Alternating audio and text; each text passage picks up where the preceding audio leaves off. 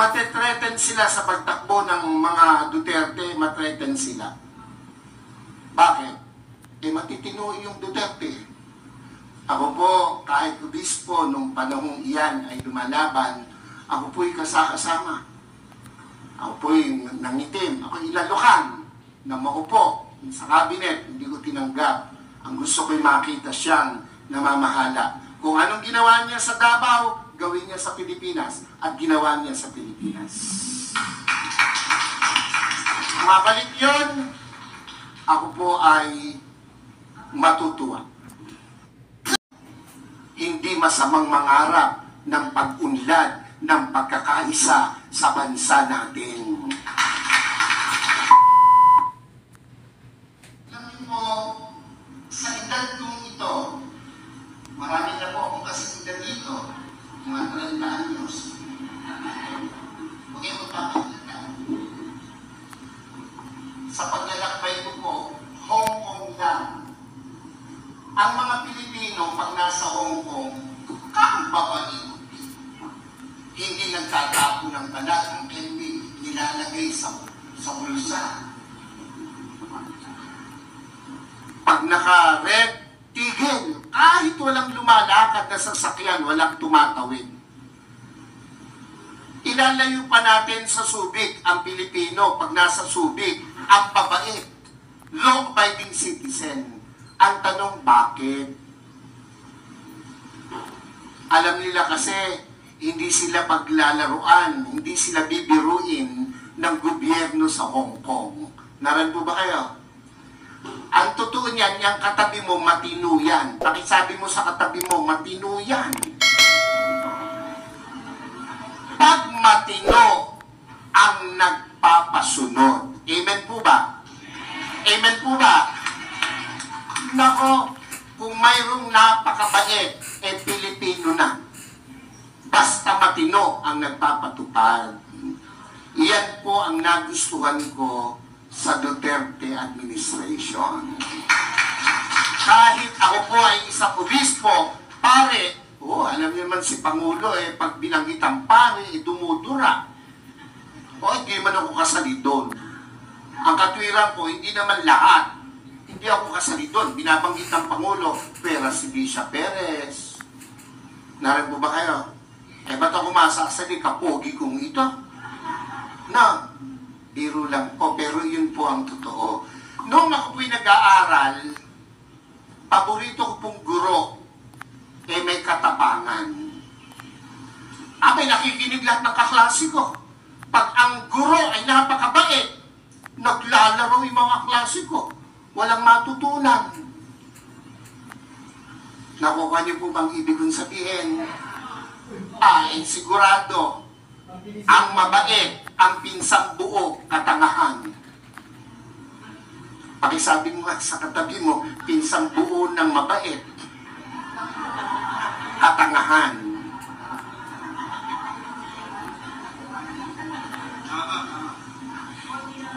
Ako po ay isang professor din by profession.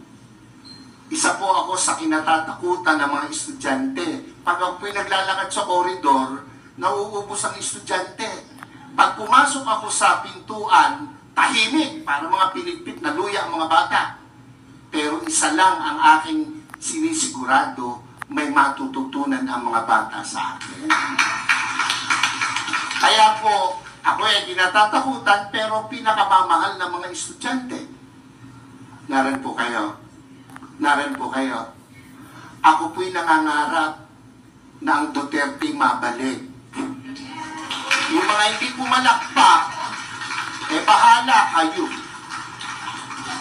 Naran po kayo. Pansinin nyo, noong panahon niya na nakaupo, mga politiko'y takot na takot na gumawa ng mali. Pati pulis, pati sundalo, takot. Biglang, anong nangyari? Ngayon ang mga kurakot mga nakaupo. Naran po kayo? Ako, tayo hindi pinanganak kahapon. Alam natin yan. Bakit ang isang obispo ay sumusuporta sa ganito? Aba, hindi masamang mangarap ng pag-unlad ng pagkakaisa sa bansa natin. Kung hindi tayo magsasalita at kikilos, kung hindi tayo magpapakita ng puwersa, ng lakas, sino ang gagawa nito? Wow, kung palakpak lang, hindi mo magawa, lalo na sa rally, hindi mo kaya. Yung magkasigaw ng Amen! Oy, yan yung matatapang. Yung mga hindi nakikain lang yun. Yung mga ganon, yung mga kumain lang yun ng kanin at ulam kanina. Nakalimutan na. Hindi. Dapat, ito ang tandaan nyo, ang buhay natin, minsan lang. Pakisabi mo sa katabi mo, mamamatay ka rin. Sabihin mo, malapit na.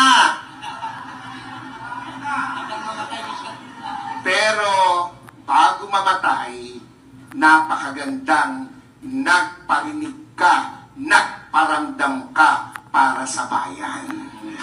Yun ang pinakamahalaga sa lahat. Amen po? Ako po hindi takot makulong, mabugbog, basta't iparamdam mo yung gusto mong iparamdam. Babae, gusto mo, maganda, mayaman, sexy! Gusto mo. Sa tuwing nakikita mo, nagpupunta ka ng kubeta. Hanggang kubeta ka na lang, hindi ka magtatapat, hindi ka magpaparamdam. Pag tumaan na gano'n, simulan mo sa kindan. Simulan mo sa dila. Hanggang sabihin mo, crush kita. Hindi ka man tanggapin, at least nagparamdam ka. Mga Bulakenyos, mga kasama kong taga-Caloocan, Zambales, Pampanga, aba, hindi masama na suportahan natin itong rallying to. Yung iba na pe-pressure ng kung sino, natural lang yun. Ang nami-pressure sa kanila, siguro nasa taas. Dahil kung nasa baba, hindi nila papansinin. Pero, aba tayong malaya, huwag tayong pa-pressure kahit kanino.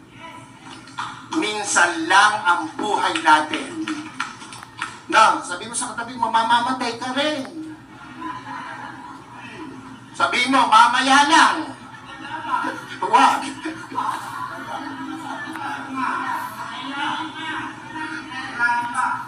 Dapat iparinig natin, iparamdam natin ang ating salubin. We are not against the government. Never. And never will. Lalo po ako. Nakapula nga ako eh. Naran ba kayo?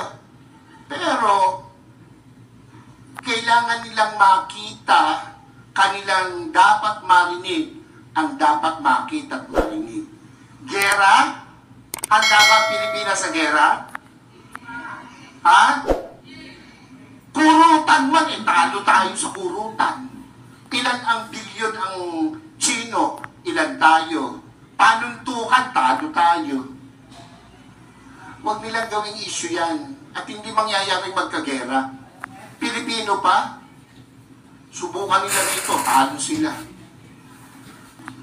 Kung ang laban lang ay chismis, panalo ang Pilipino. Ano? Ewan ko ba sa Pilipinas walang chismosa? Wala ano? Mamatay na sana, Lord, yung mga nagsisinungaling. Huwag nilang gamitin yon. Napanakot, divert. Yung ginanggit ni kapatid tungkol sa ayuda, wala akong question dun eh. Ang question ko ron ay nakakarating ba sa tamang tao yung ayuda? Ako hindi pa nakakaranas ng ayuda. Ewan ko itong mga kasama ko sa harapan. Nakatanggap na ba kayo? Ayuda. Kayo ba'y nakatanggap na? Oo, kaya kayo magrarally, hindi pa kayo nakakatikim. Ang pinagbibiro lang, pero yung po'y katotohanan. Kung yan napupunta sa tama, yan lang eh.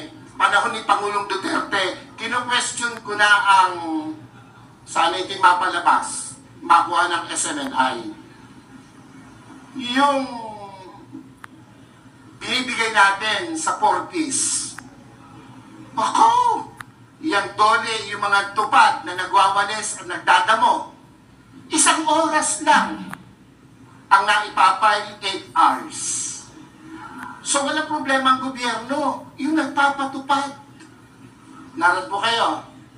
Yung 4Ps, hanapin mo mga nanay, isinasanla yung card. Nangaksusugal. Eh kung ang binibigyan ba niya matitinong kagaya ng nasa harapan ko ngayon, yung mga hindi nag-yes, bahala kayo. Ako'y nangangarap ng maganda sa inyo, kayo hindi nangangarap. Naroon po ba kayo? Hindi ako against dyan, pero dapat tama ang binibigyan. Naroon po kayo? Oo. Pag dumaan sa politiko, dole, ang magwawalis, mayayaman pa sa amin. Pero naka-uniform, nasa lilim, nagkikwentuhan. Ang pinagkikwentuhan, ganito lagi. Alam mo ba?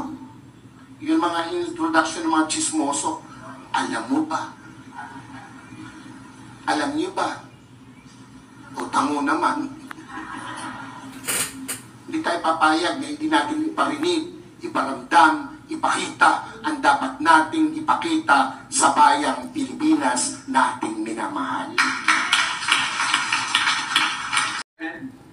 Na based doon sa aming pagtatanong din at based doon sa aming mga reliable, very reliable na sources, talagang totoo naman na meron talagang every time na sumama ka sa sortie ni Speaker, every congressman gets 777, 7 million na AIX or AKAP, 7 million na MAIT, and 7 million na tupad.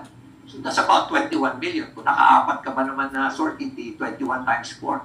So nakakalungkot isipin. When in fact, dapat itong mga pondo na ito, ang nag-administer nito, nagbibigay nito are the appropriate, let us say, for AIX or AKAP, dapat yan, social welfare, yung MAIT, DOH yan. Tapos yung tupad, dole. Tapos dapat coordinated to sa local government because if there's anyone who really understand what is happening on the ground, these are the local government unit. Ang trabaho nila is gumawa ng batas. Pero kung pagkakapiran, mabilis din sila. Hindi pa yun. Meron pa rin silang pork barrel sa mga pondo ng DPWH. Meron din sila sa pondo ng DA, meron din sila pondo sa education. Nandiyan lahat eh. Habang yung local government, hirap na hirap. Yung mga local government, hirap na hirap kami. Nakakalungkot nga eh. Tahasang ipinahayag ni Baguio City Mayor Benjamin Magalong ang kanyang nalalaman hinggil sa umano'y nakukuha ng mamambabatas mula sa mga ayuda program ng pamahalaan na dapat sanay sa taong bayan mapunta. There's an allegation about the 777 na based doon sa aming pagtatanong din at based doon sa aming mga reliable, very reliable na sources, talagang totoo naman. Ilan pala 77? Meron pang 30-30-30. 30-30 million. Yung 30-30 naman, kung ikaw ang host ng yung sortie, you get 30-30 million. 90 million lahat yun. 30 million AIX or AKAP, 30 million na MAIT, and 30 million na tupad. Ito ang bagong ibinunyag ni Baguio City Mayor Benjamin Magalong hinggil sa umano'y anomalya sa ayuda ng pamahalaan na kinasasangkutan ng ilang mambabatas. Can you just imagine? Ganon kalaki. 90 million. Kaya pala, no wonder, ang daming nagbo-volunteer to sponsor yung host yung sortie.